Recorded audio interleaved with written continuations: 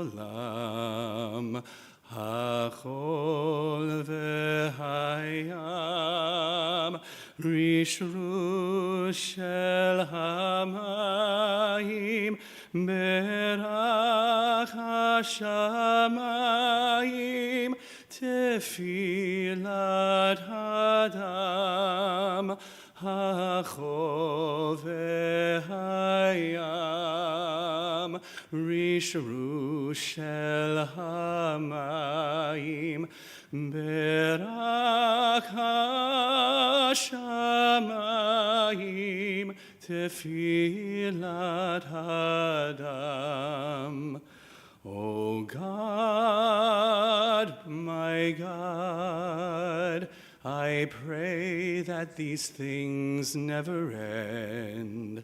The sand and the sea, the rush of the waters, the crash of the heavens, the prayer of the heart, the sand and the sea, the rush of the waters, the crash of the heavens, the prayer of the heart.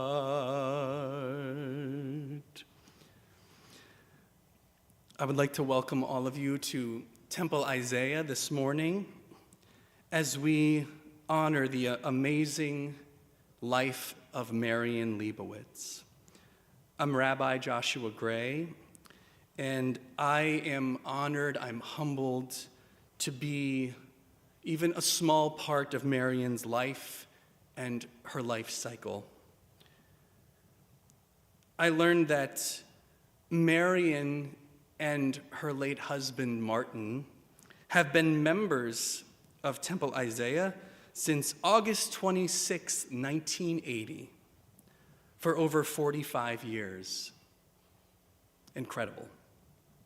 And I want to say Toda Rabbah, thank you to all of you for allowing me to honor her today, Marion's wonderful family, the legacy that she leaves us, her children, Jonathan, David, and Susie, and Amy, Francois, grandchildren Jordy, Carson, Kara, Jenny, Anna, Andrea, Tamara, Sarah, Grace, and Hazel, and great-grandchildren, Chip, Palmer, Leah, Teddy, and Lewis.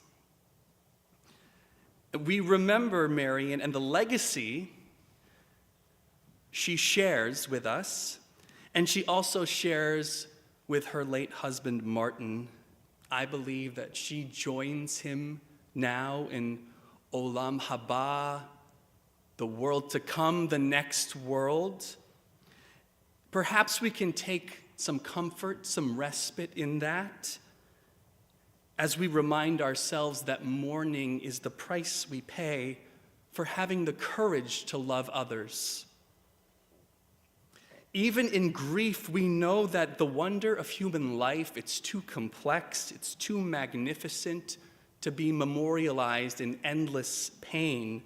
The gifts of spirit Marion gave us cannot be measured, they cannot be weighed, and they cannot be lost or even tarnished by time. Even in our darkest hours, we know that some of her light and some of her warmth will always be with us, bringing comfort and courage, and in the fullness of time, healing and peace. Gather the stars if you wish it so. Gather the songs and keep them. Gather the faces of women. Gather for keeping years and years. And then loosen your hands, let go and say goodbye. Let the stars and songs go. Let the faces and years go. loosen your hands and say goodbye. And the child asked, tell me of life. And the sage answered, life, my child, is a mystery. We do not ask to be born, nor do we even understand the meaning of birth, of creation. We grow and we experience life's pleasures and its pains. We love, and slowly, oh so slowly, we come to realize that we have become, that we are. At that moment, we humble ourselves before the mystery of life and quietly say, though I knew not, I have been granted the most precious gift of all, the gift of life. And the child asked, tell me of death. And the sage answered, death, my child, is a mystery. It is the inevitable return of the gift of life, the gift of which came free to us. We live as the trustee of that mysterious being, of that unexplainable becoming. Yes, you and I are but the trustees of life. We nurture it, we delight in it, we give of it to others, and at the appointed time, we sadly, yet with pride, return it from whence it came. The beauty, my child, is that what we are, what we have become, remains long after the gift has been returned. It remains as a precious keepsake with our loved ones who live on. And we begin our service this morning with readings and psalms that connect our tradition and our lives with the legacy and life of Marion. Psalm 23.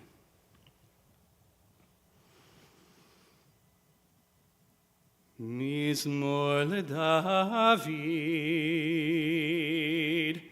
Adonai roi lo echsar,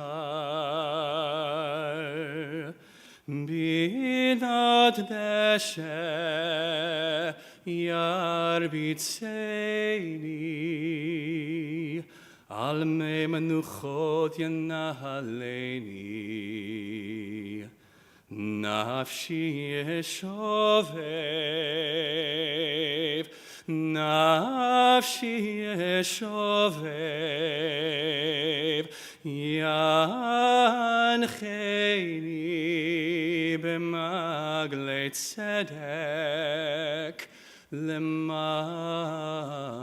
shemo, gam ki elech, Bagait salmavet, lo irara,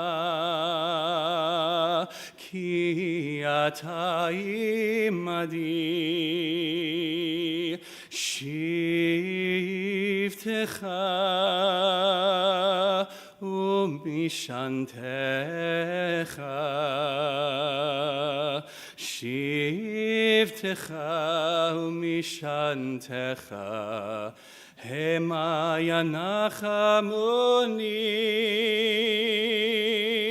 taroch lefanai shulchan, taroch lefanai shulchan,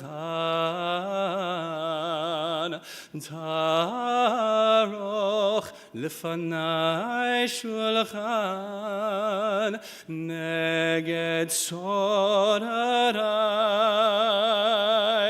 dishanta vashemen roshi, dishanta vashemen roshi, dishanta vashemen roshi, kosirevaya.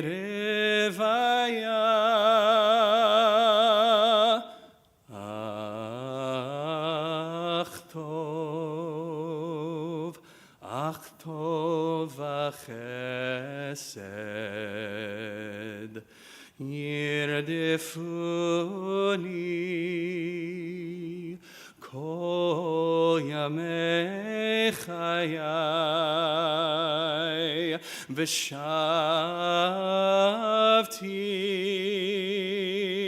V'shavti beveit Adonai V'shavti beveit Adonai L'orech yamim.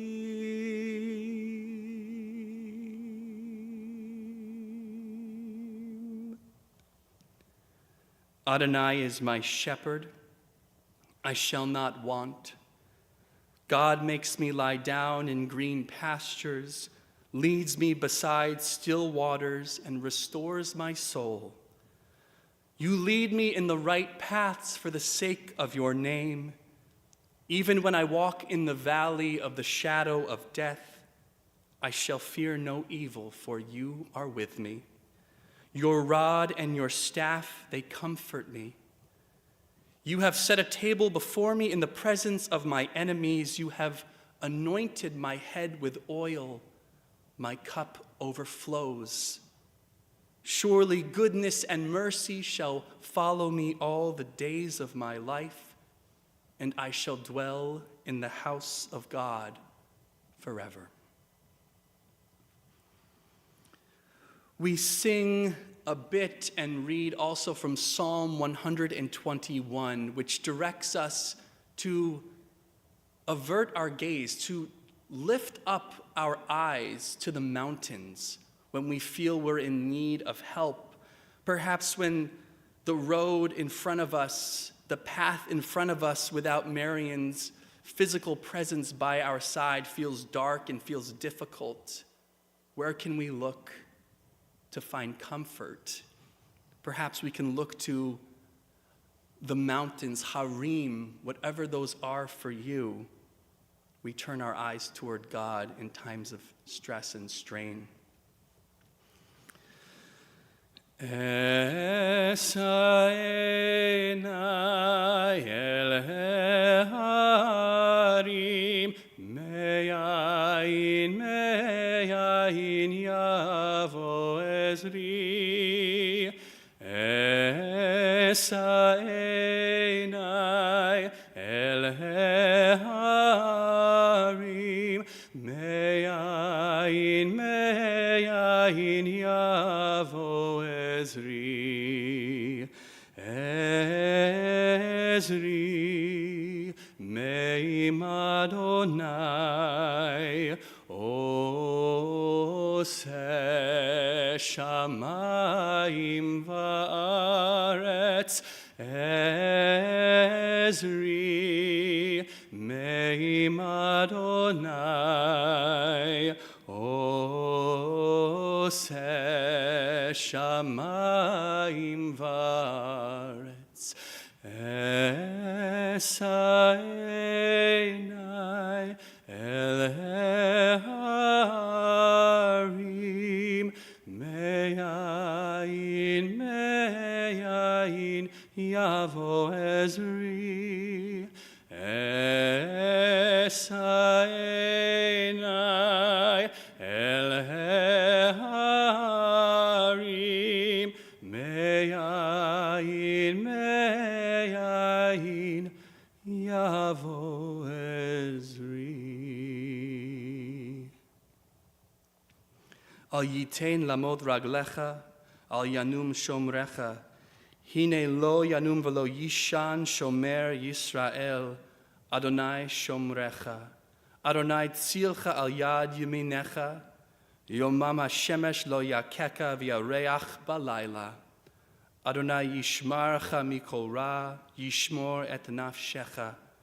Adonai yishmar tzetecha uvoecha me'ata v'ad olam.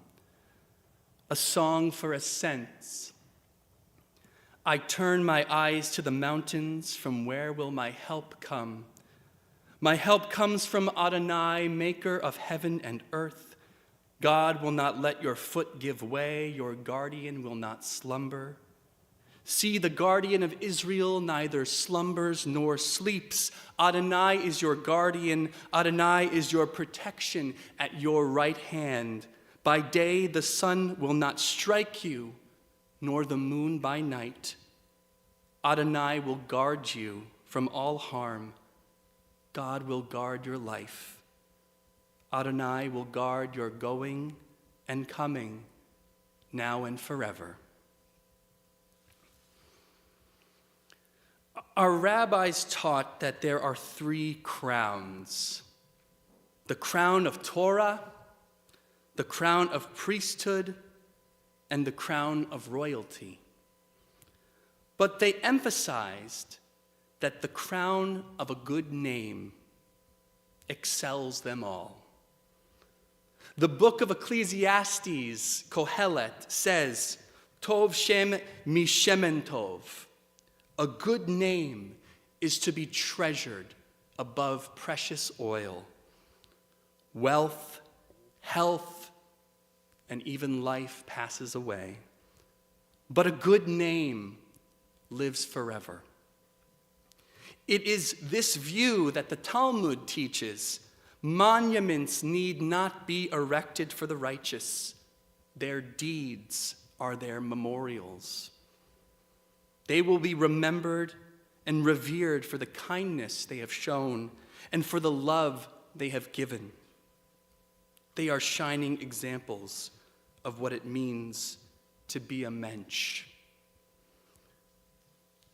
We think of this when we think of the name Marion Liebowitz, the good name that exceeds all of those crowns. And as I read these words, perhaps you can find a bit of comfort in the fact that you loved Marion and she loved you. And this love, it doesn't come without pain, but it is such a holy thing. It is a fearful thing to love what death can touch. A fearful thing to love, hope, dream, to be, and oh, to lose. A thing for fools, this, and a holy thing to love. For your life has lived in me, your laugh once lifted me, your word was gift to me. To remember this brings a painful joy. 'Tis a human thing, love, a holy thing, to love what death has touched. I say, you who heal the brokenhearted and bind up their wounds, this morning please grant comfort and consolation to these mourners as they face their grief. Fill their lives with acts of loving kindness, with gemilut chasadim and truth emet, which serve as the genuine memorial to our dear Marion. The deep bond of love will remain unbroken.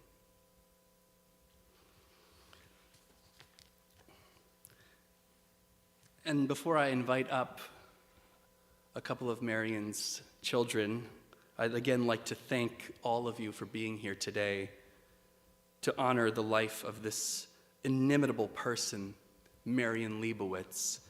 And I know there are many watching on live stream as well. And I was fortunate enough to be able to meet Marion while she was with us physically, and to be in direct contact with her very warm, welcoming presence. I was given that gift. I was also fortunate enough to be able to sit down with her daughter, Amy, and learn more about her life. I know that Marion was a scientist, and I just heard even more about her chemistry prowess. She contributed greatly to genetic research, and even specifically Jewish genetic diseases. She was part of the first or second class admitted to the Bronx High School of Science. And she was clearly a smart and practical person, but still had room in her spirit for an openness to something greater. And some connections are greater than this world. Her almost 72-year marriage to her beloved Martin is a testament to this type of bond. And this commitment goes beyond the commitment they shared for one another. They cared deeply for their children, their grandchildren. I learned that Marion never forgot a birthday. She was so proud of her family. She was a well-rounded person, not just a scientist, but also a lover of the arts, season ticket holder at the Stoller Center, a lover of Broadway musicals and plays, movies, opera, at the movies. And I also heard that she saw The Sound of Music in Boston before it made its way to Broadway, and she knew it would be a hit before the world did. There's one story, though, that Amy told me that really stuck with me.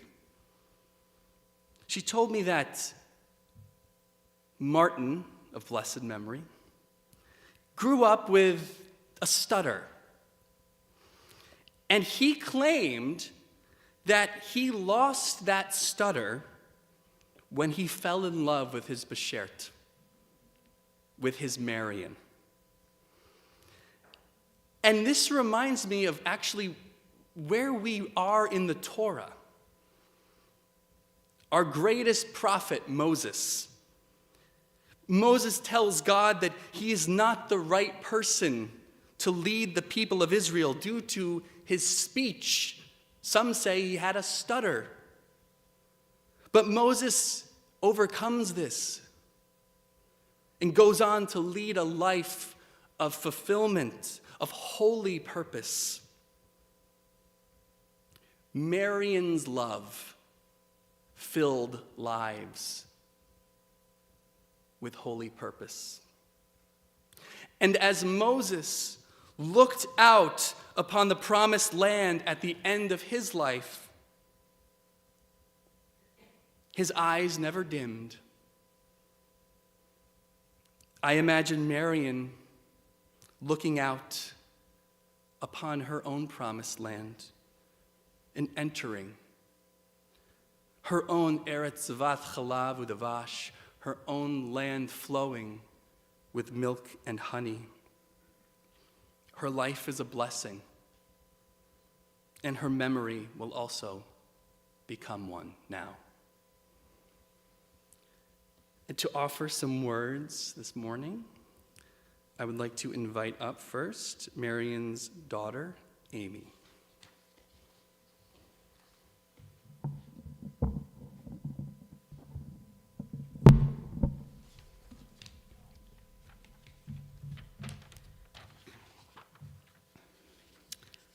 My mother was just the best. She was empathetic, kind, and practical, and always listened to me calmly and without judgment whenever I was sad or upset. She also brought these qualities to her career as a genetic counselor, which she began studying for when I was in kindergarten, and so that chapter of her life is intertwined with my earliest childhood memories and has shaped how I have always thought about her. As part of her training in this brand new profession in the early 1970s, she had to cut out individual chromosomes from black and white photographs on heavy, glossy paper and arrange them in pairs, sticking them up on the wall over her desk in our basement. She would show me how sore her fingers got from using a small nail scissors to achieve this task.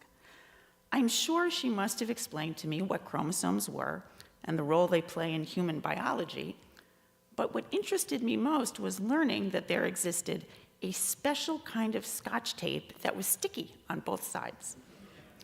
It was understood that this cool stuff was reserved for Mom's chromosome homework, but sometimes I'd sneak a little bit for secret craft projects.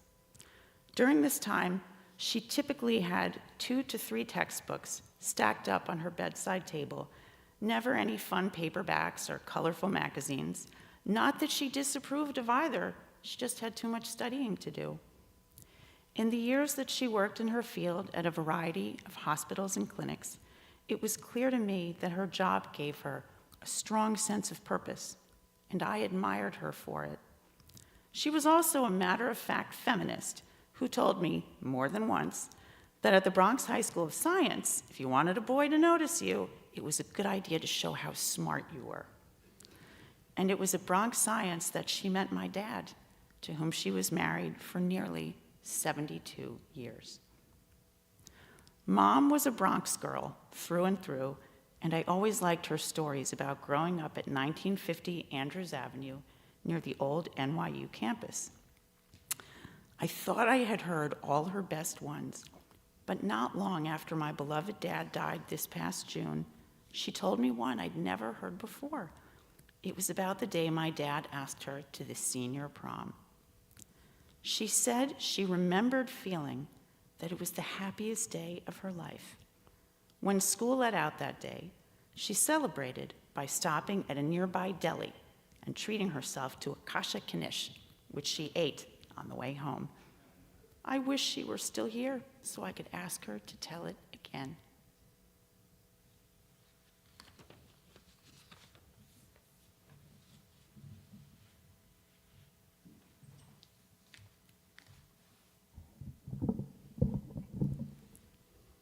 I'd like to invite up Marion's son, David.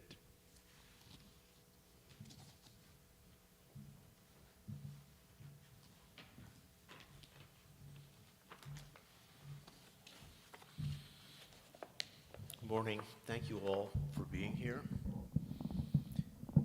Yes, I'm David Liebowitz, son of Marion and Martin. Allow me, if you will, to follow up on a theme of my sister Amy's remarks. Shortly after my father died, but before his funeral this past June, my mother became a bit agitated because somehow she was under the impression that she was required to write a eulogy for my father. I told my mother no, that was not necessary, but why don't you just tell me what you think is most important, and I will make sure to include that in my remarks. She then proceeded to tell me a story which I had not previously heard about how she and her best friend, Judy Sachs, when they were high school juniors at the Bronx High School of Science, decided that they were going to jointly host a party as a strategy to meet boys. She explained to me that they agreed that they were only going to invite the smart boys. I said, gee, Mom, I would have imagined that all the boys at Bronx High School of Science were smart. And she said, oh no. She said, there was a smart boys clique in which your father was squarely in the middle of. Mom, my mother told me that she knew my dad by sight, but had never actually spoken with him. My dad did attend that fateful party. My mom told me how she caught my dad's eye. He came over, they chatted, danced, and had a good time together. And then my mother told me that she concocted a scheme on the fly to ensure that they would meet again. She started complaining about a certain required 11th grade lab class, bemoaning how difficult it was for her. My father took the bait and asked my mom if she would like to borrow his notes from the previous year, as my dad was a senior at the time. My mom's scheme worked. It guaranteed at least 2 additional meetings at a minimum. Once when my dad would lend her the science lab notebook, and a second meeting 2 weeks later when my mom would return the notebook to my father. My mom and dad started dating shortly thereafter. Now, Amy recounted how my mom told her, and I actually hadn't heard that story, about how she felt on the day that my father asked her to the senior prom and said it was the happiest day of her life. Well, I am actually quite sure that whatever sense of joy my mother experienced, I think my father's elation was probably 10x my mother's. My mother had a sense of grace, poise, style, dignity. And despite my father's academic brilliance, there were areas where he perhaps lacked a bit of self-confidence. And it was my mother's support and love for my father during their over 70 years together that allowed my father to become the best version of himself. And I want to confirm the veracity of the rabbi's story that, yeah, I'm told that when my dad was a teenager, he did suffer from a stuttering speech impediment. So that put him squarely in a quite august group. In addition to Moses, other prominent individuals who suffered from a stutter, King George VI, Winston Churchill, Joe Biden, James Earl Jones, and yeah, my father. Hard to believe because he was so articulate and such a wonderful extemporaneous public speaker. And I was told that this stuttering impairment during his high school years made him so self-conscious that he refused to answer the telephone when it rang at his home, and it made him reticent to raise his hand in class for fear of embarrassment due to his stutter. And I understand that even to this day, there's not one particular guaranteed cure for stuttering, and of course there are many speech therapies that can have great success. But, I was told that, yeah, in my father's case, 6 months after my father started dating my mother, as the rabbi explained, I'm told his stutter just miraculously disappeared and it never came back. I'm quite sure that was not a coincidence. That was my mother's gift to my father, giving him the sense of self-confidence to overcome obstacles. Allow me to recount a brief story that my father told me.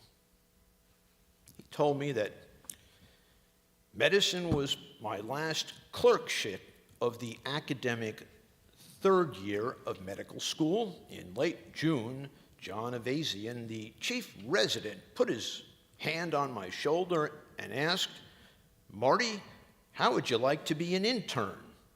He said. I replied that I was looking forward to it after another year. John said, "No, I mean tomorrow."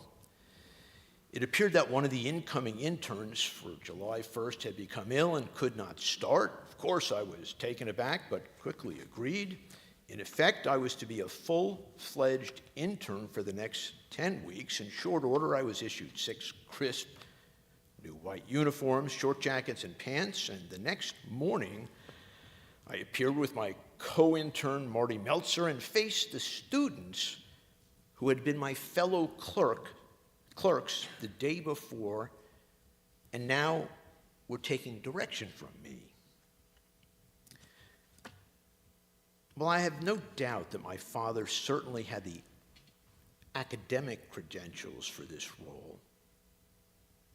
I'm also quite certain that it was my mother's gift of poise and presence of mind to my father, that gift that allowed him to overcome his stutter, that also helped my father, as a third-year medical student, to display the presence and bearing that would distinguish him among his peers for the role of intern 12 months in advance of the normal rotation. Allow me to close by recounting to you one of my earliest recollections of my mother. One achievement that my father did not fulfill during his lifetime was learning how to ride a bicycle. So the task of teaching me how to ride a bicycle, a two-wheeler, that task fell to my mother. I have the very distinct memory of my mother taking me and a candy apple red Schwinn two-wheel bicycle with coaster brakes, and together we walked the block to the large cement yard behind PS 108 Elementary School on Neal Avenue in the Bronx. To be clear, this two-wheel Schwinn bicycle had no training wheels. My mom didn't believe in training wheels, which might be an apt metaphor for my mother's outlook on life. I remember being particularly nervous about the basketball backboards suspended above steel poles at various points in this large cement yard. To my 5-year-old self, these steel poles appeared to be as wide as sequoia trees, and I was quite sure that I would inevitably crash my bicycle into one of them. My mom explained that I should simply keep my eyes focused on where I wanted to go. I recall we had 2 practice runs in which my mom would run alongside while holding on to the back fender of the bicycle, and I would tentatively pedal and hold on to the handlebars. On the 3rd try, my mom said, "Ready?" This time, as my mom ran behind, holding on to the fenders, I pedaled and held on for dear life. All of a sudden, she gave the back fender a shove and launched me forward, and she just stopped to watch. It was the most exhilarating feeling I had ever experienced to date. That was 63 years ago that my mother launched me forward. Not only on that bicycle, but also forward into the world. And I've not stopped since that afternoon together at PS 108 in the Bronx. Thanks, Mom.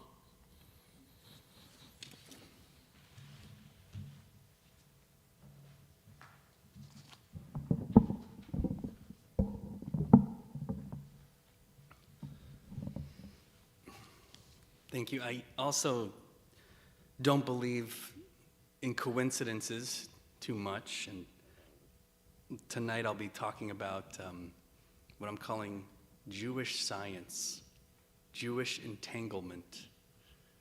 And if you've ever heard of quantum entanglement, it's when 2 particles become paired together, and no matter where they are in the universe, When you act upon one, the other is affected.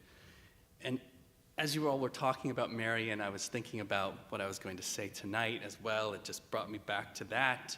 And I imagine her and Martin as those entangled particles that now are able to meet again. Even before that, they were connected across time and space. And let us remember Marion's spirit of love, of joy, of that strength. And we keep in mind that people are never truly gone so long as we do remember them. We can remain entangled in some way with them. And maybe we can let this knowledge guide us today and as we move forward in mourning. Because Marion is an eternal link in the amazing chain that is the human story, and more specifically, her family's story. She's a true tzaddik, a righteous person, and may we always remember Marion. The strength that she embodied will outlive her physical body. It will always continue to do so. And as we pray for the departed soul of Marion today, we chant El Malei Rachamim, or God of abundant mercy. I invite you, if you're willing and able, to kindly rise at this time.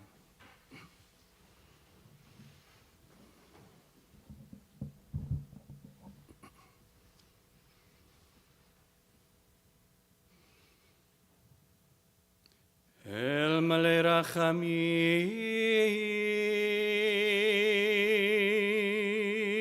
Shochen Maramim,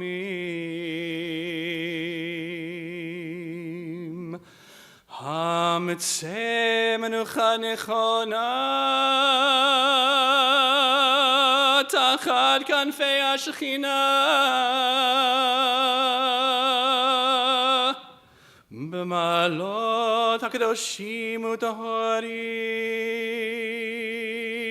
Ki Zohar Harakia Mazyerim, Et Nishmat Miriam Shehalcha La'olama, B'Gan Eden Tehei Menuchata,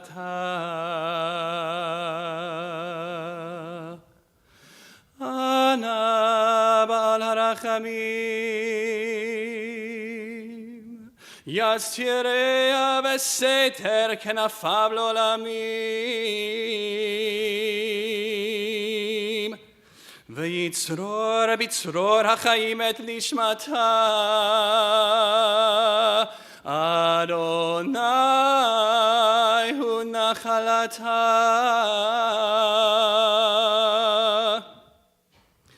V'tanuach b'shalom al mishkava, V'nomar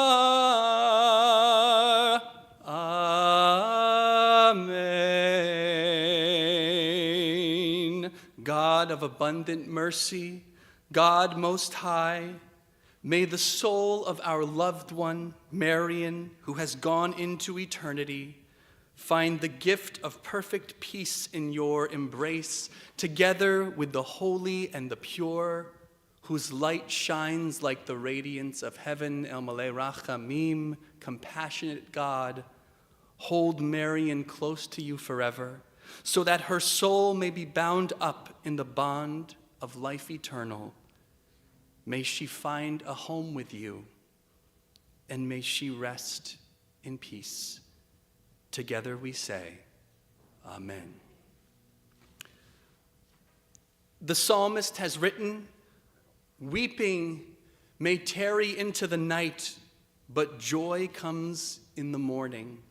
El Malei Rachamim, God full of compassion, please send your comfort to this family, to those who grieve. Help them dispel the sadness that accompanies the inevitable pain of loss. and to find joy in those precious memories and stories of Marion. May your love inspire them to focus on the love they had for Marion and that Marion had for them. Help them to face the future with her courage and strength, to treasure Marion's legacy, and sustain us in our faith, O God, even during this troubling time, as you have sustained our people in times of trouble and sorrow throughout the generations. Blessed are you, Adonai, who provides comfort to the brokenhearted. And may our service of memory for Marion always bring comfort and strength. Amen.